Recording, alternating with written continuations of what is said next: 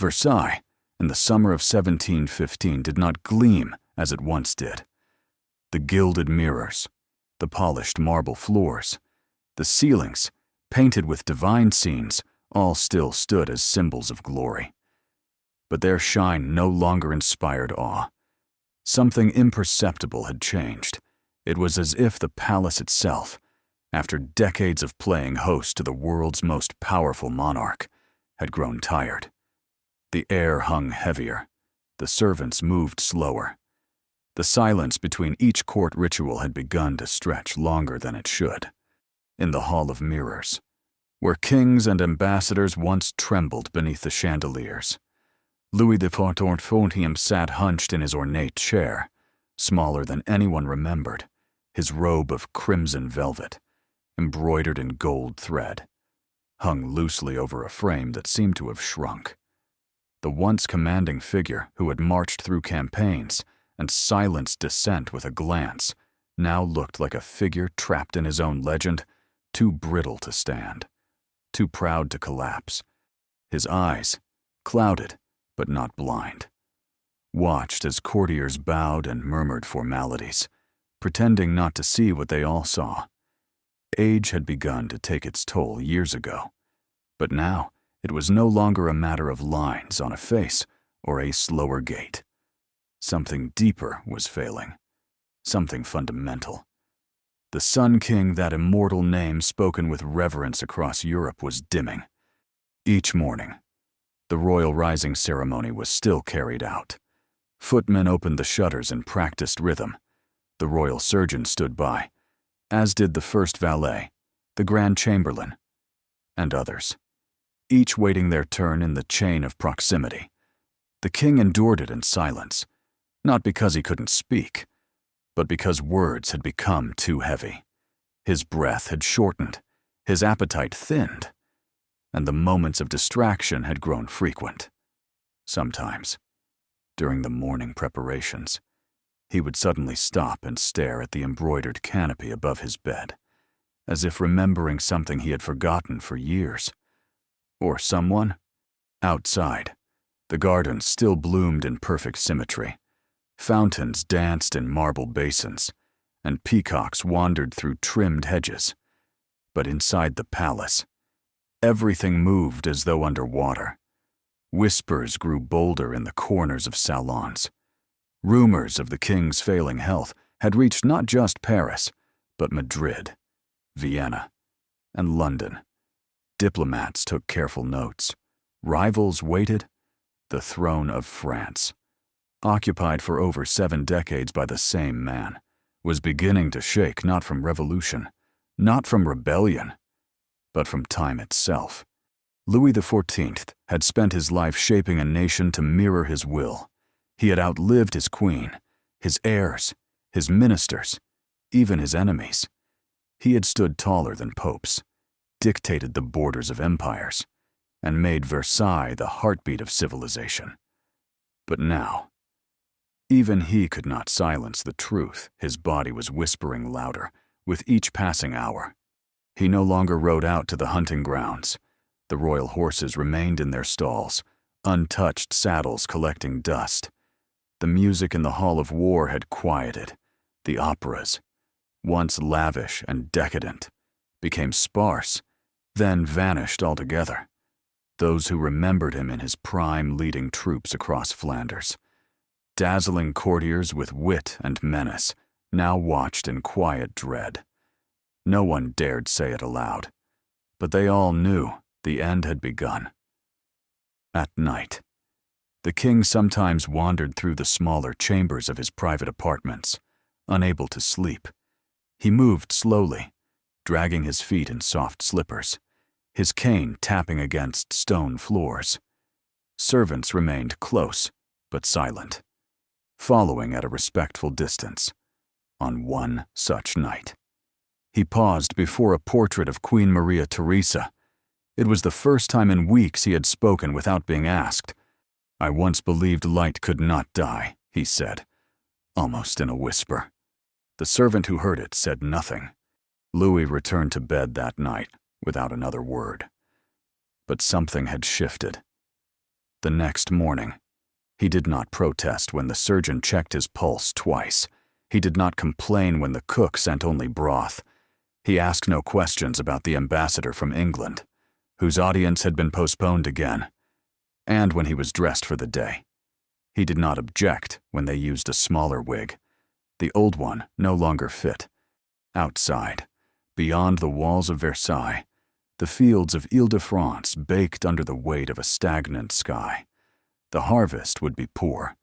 Bread prices would rise. And still, the palace continued its rituals more out of habit than purpose. Everyone awaited direction, but the source of direction had gone quiet. Louis remained seated by the tall window of his salon for most of the day, gazing past the reflection of himself on the glass. He did not see the lilies blooming along the gravel path. He did not see the ducks gliding through the water basin. He saw only distance not measured in miles, but in time. His kingdom stretched before him, vast and obedient. But none of it could answer the question now forming in his mind. When does a sun cease to shine? Not in the heavens, in the eyes of men. And so he sat, cloaked in silk and memory, as the light outside dimmed slightly, and the palace held its breath. The king still lived, but already something in him had begun to die. By the final week of July, the signs were no longer subtle. The king, though still maintaining his daily appearances, moved with a growing stiffness that no longer belonged to age alone. He winced when he stepped down from the altar after Mass. He shifted his weight awkwardly in his chair at council. When his valet helped him dress in the early morning, he no longer grunted stoically, but exhaled with the voice of a man holding something back. Behind the locked doors of his bedchamber, the royal physician examined a swelling along the lower left leg and found the skin warm, tense, and unnaturally taut. The king dismissed it as nothing more than the result of too much standing in the heat. But the physicians knew better. They chose, however, not to speak too soon. Each morning, the swelling grew more pronounced. Each night, the king complained of a dull ache deep within the limb. He began to refuse red meat, took only warm milk, and demanded cool sheets. By early August, the swelling had turned to inflammation. His leg turned red, and the skin began to lose its smoothness, replaced instead by a mottled texture that seemed to pulse beneath touch. The pain sharpened. He stopped attending the evening concerts. The council met without him for the first time in over 30 years. Still, no announcement was made to the court. The machinery of Versailles continued, as if willing itself to believe the body at its center remained whole. Footmen bowed, ministers whispered, pages passed, messages with faces unreadable. The daily bulletins reported only mild fatigue, but behind the gilded doors of the king's inner apartment, the atmosphere had shifted. The pain grew so severe one morning that the king cried out when his stocking was removed. His leg, now purplish-black in patches, had begun to emit a sickly warmth and a faint but distinct odor, metallic, moist, and unnatural. The chief physician, Guy Crescent Fagan, ordered the foot to be wrapped in linen soaked with vinegar and instructed the use of Spanish wine compresses. But the skin began to flake and peel. By mid-August, the discoloration had spread up to the knee, and the odor could no longer be masked by perfume or oils.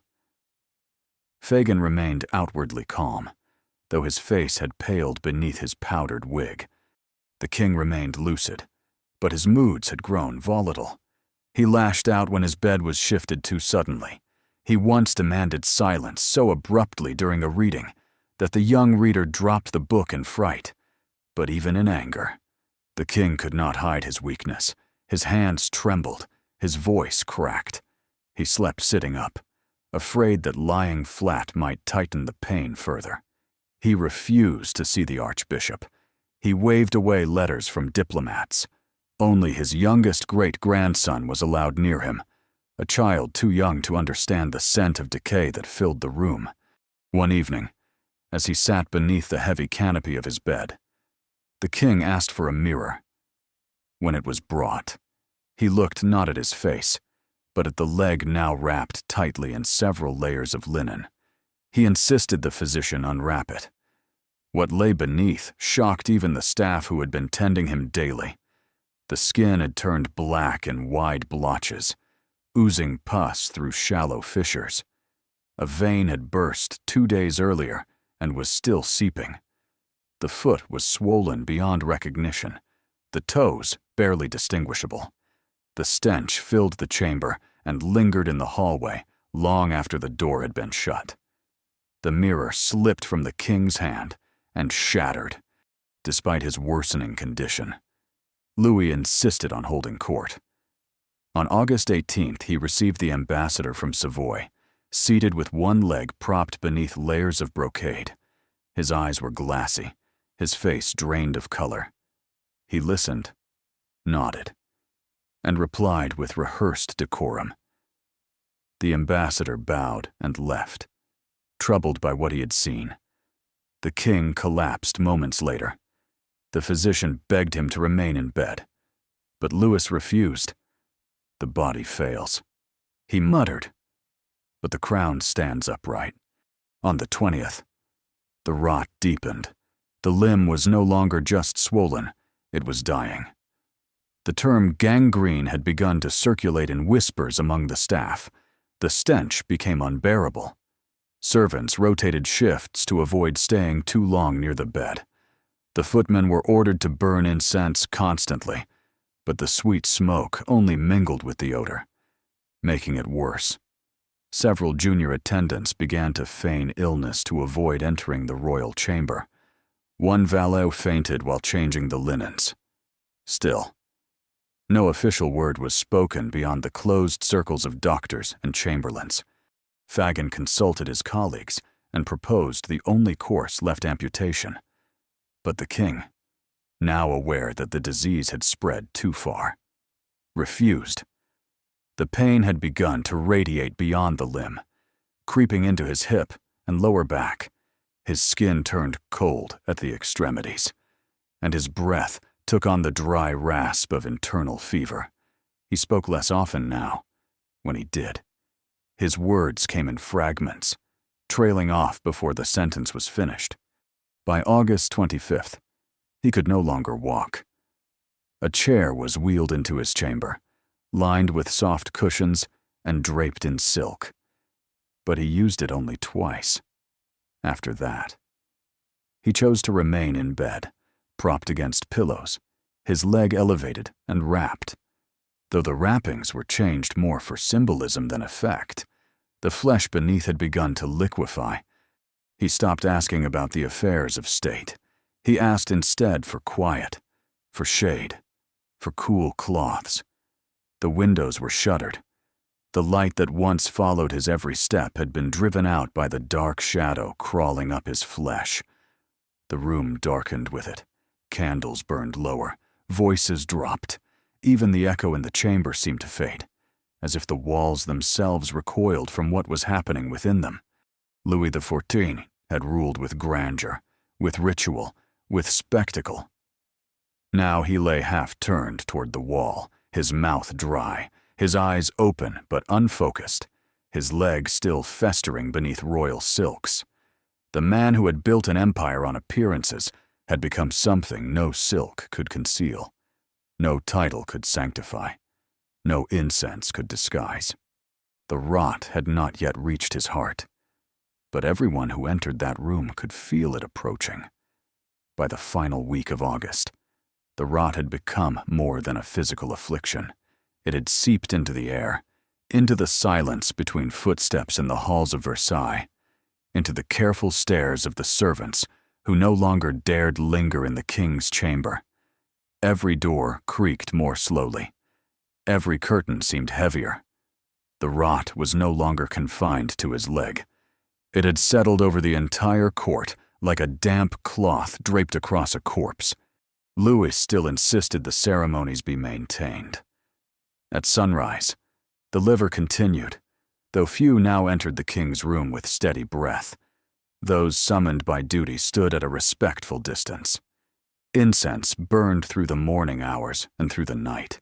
Lavender, rosemary, clove, frankincense.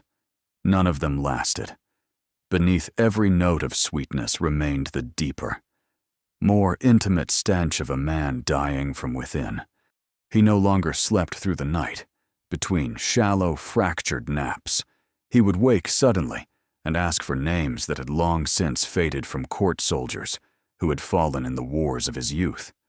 Mistresses buried decades earlier, ministers who had died before his son. He called for them not in hallucination, but with a quiet certainty, as though he had merely left them waiting in another room. He gave orders to people no longer present. He addressed empty corners. No one corrected him. When the Archbishop of Paris arrived to offer confession, the king refused to speak. The priest waited, seated in silence by the bed for over an hour, until Louis finally turned his head toward him and asked, "Why does it take so long to be forgiven?" The priest offered prayers, but Louis only closed his eyes again. No sacrament was received. The leg had blackened entirely now. There was no question. What had begun as swelling was now gangrene in its most aggressive form. The smell, once kept hidden by closed doors, had begun to travel through the corridors. Cloth was soaked and nailed over vents. Windows were shut despite the heat. The royal tailors began discreetly sewing additional garments in anticipation of funeral preparations.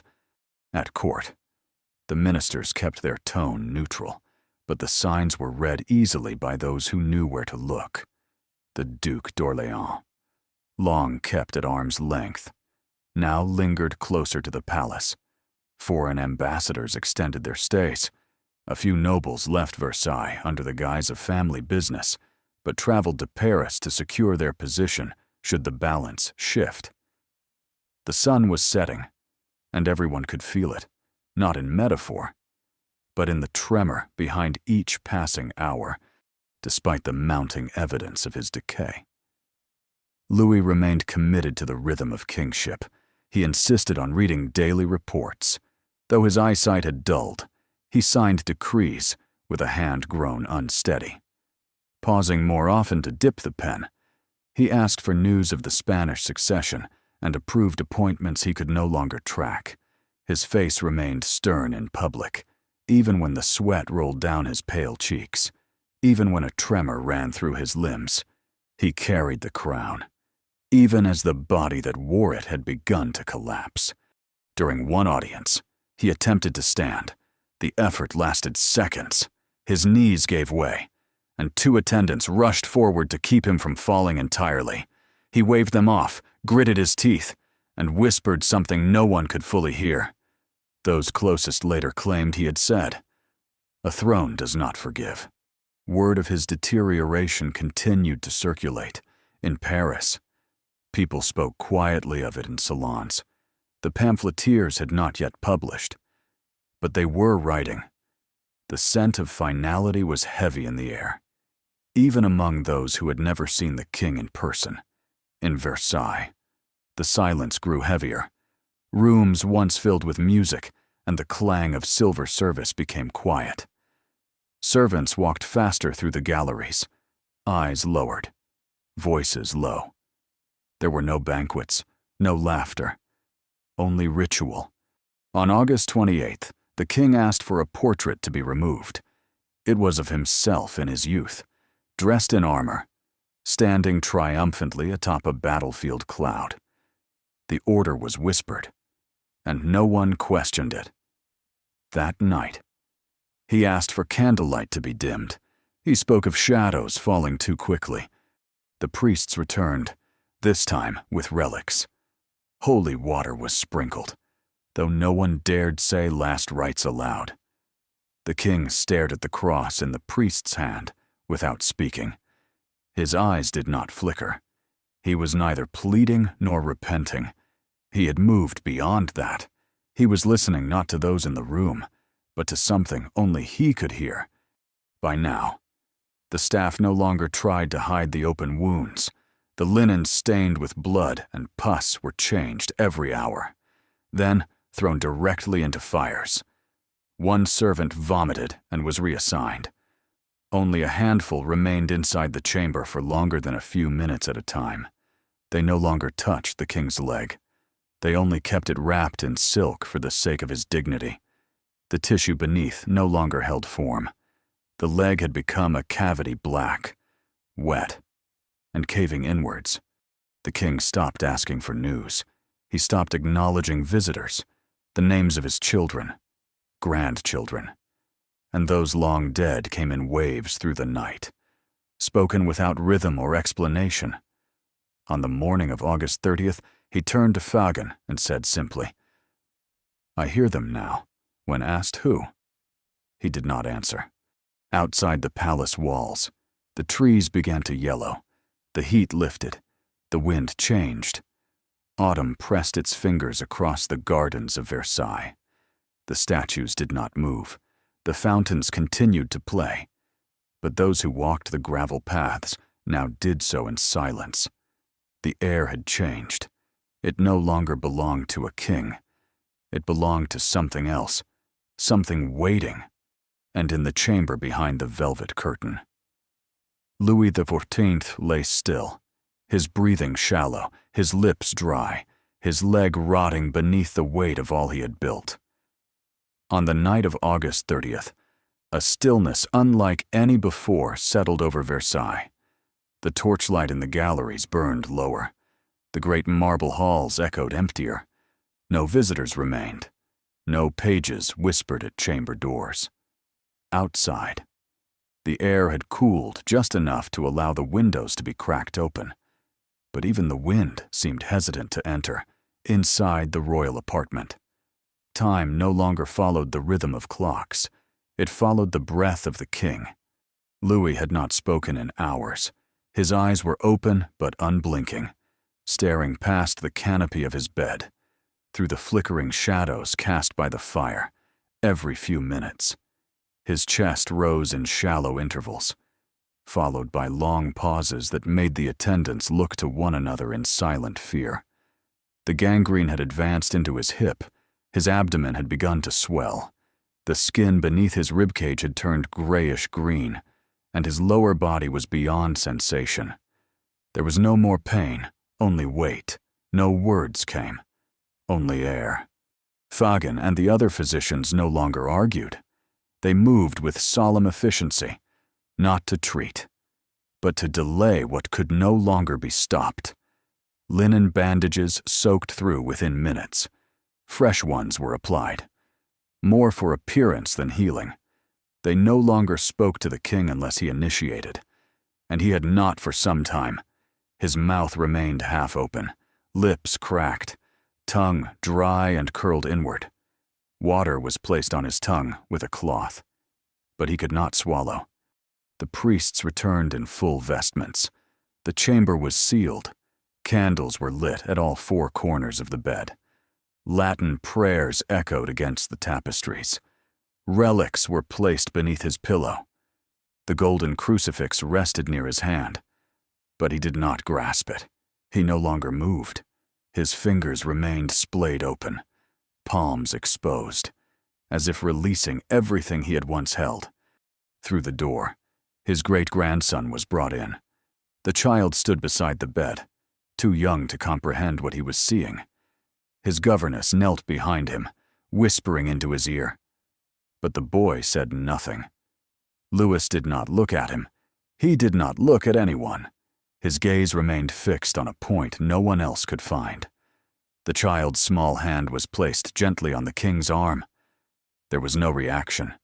In another room, a valet collapsed from exhaustion. One of the guards vomited after carrying a basket of used linens. The smell had overwhelmed even the thickest of perfumes. Doors remained closed to prevent the spread. Those who passed near the king's quarters now did so quickly and with covered mouths. The servants who had remained this long did not sleep. They sat in the corners of the room, motionless, watching. The dawn of August 31st brought no change. The physicians recorded the pulse, faint but present. His breath came in slight, erratic bursts. There were hours of silence in which no one moved. At midday, he stirred slightly. His head turned half an inch. His lips trembled. One eye blinked. "God," he said. No one answered. That afternoon, a final medical conference was held.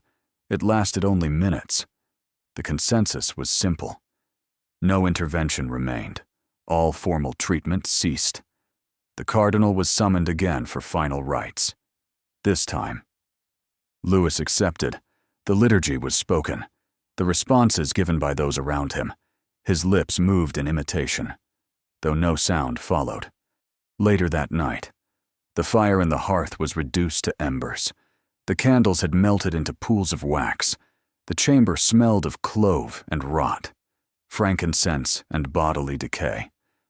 Outside, the palace grounds remained quiet, the fountains stilled for cleaning, the gravel paths undisturbed. Inside, a silence deeper than ritual had taken hold. The king no longer moved. He no longer heard the prayers. He no longer resisted the stillness overtaking him. His skin had collapsed in parts, sunken at the collarbone and hollow at the cheeks. His chest barely rose. The servants shifted once. One whispered to another that he had stopped breathing. But moments later, he inhaled again, barely audible, like a gasp across a frozen pond. One of the priests began another verse. The others joined, their voices low and steady. Shortly after midnight, he exhaled again, and did not draw breath. No announcement was made. The doctors stood in silence. The priests lowered their heads. The child had been taken away before nightfall. The door was shut. Outside, the sky was overcast, and the air had grown colder. In the corridors of Versailles, footsteps began to echo again, behind locked doors. Royal scribes prepared the death bulletin. Couriers were readied for dispatch to the cities and provinces. Ministers gathered in the next hall, speaking in quiet tones. And in the bed, where a monarch had reigned even while dying, the sheets were soaked in fluids no cloth could contain.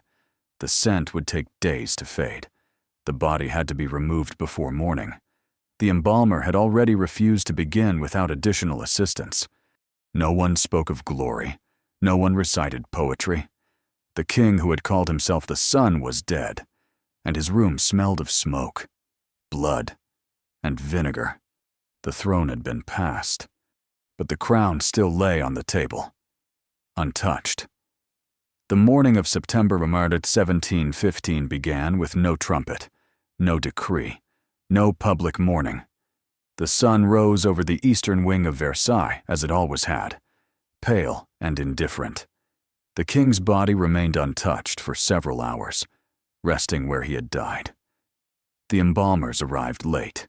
The chamber had to be aired for nearly an hour before they could begin. The stench was overwhelming, flesh already turning, internal fluids leaking through the linens. When they removed the wrappings, the body was barely intact. The leg had liquefied. The abdomen was bloated. The mouth hung open slightly. The skin across the face slack, drained of any trace of regality. The embalmer struggled to lift him without tearing the skin. The process, meant to preserve dignity, became a brutal fight against time and rot. The heart, traditionally removed and sealed in a gilded reliquary, had decayed beyond recovery. It collapsed in the surgeon's hand. The intestines were dark, viscous, and unmanageable. The liver had dissolved in parts. His blood had congealed in pools beneath the spine. The usual balm and linen bandaging failed to hold form. One of the assistants vomited and had to be escorted from the room. Others held handkerchiefs to their mouths and finished the work in silence. The coffin, built for grandeur, had to be reinforced. The swelling of the body made it impossible to lower him smoothly. Linen was stuffed at the sides to keep the corpse from shifting. Still, the odor seeped through the seams. Layers of wax and herbs were added, but nothing masked it completely. The carpenters were called back twice before the lid could be sealed. Versailles began to prepare for mourning. Heavy black crepe was draped across the entrance to the king's apartments. Court protocol demanded a full period of grief, though few observed it beyond formal duty. The nobles spoke in hushed voices, but they spoke of succession, not loss. The Duc d'Orléans met with the ministers behind closed doors. Couriers left the palace in all directions, carrying word of the death to governors, bishops, and foreign courts. The funeral was held days later, in a procession that moved with elegance and calculation, but not devotion. The crowd gathered in silence, more out of curiosity than reverence. The coffin, pulled by black-draped horses, passed through the palace gates and onto the road to Saint-Denis, where the kings of France were buried. At each stop, incense was burned. No one spoke aloud the truth that followed behind the cortege the coffin smelled, even from a distance. At Saint-Denis, the burial proceeded with solemnity, but the vault had not been fully aired. The monks performed the rites quickly. Several attendants fainted from the stench. When the coffin was lowered, a loud groan escaped from its interior gases, trapped inside, shifting the body. A sound like that of a man exhaling. Some said nothing. Others crossed themselves.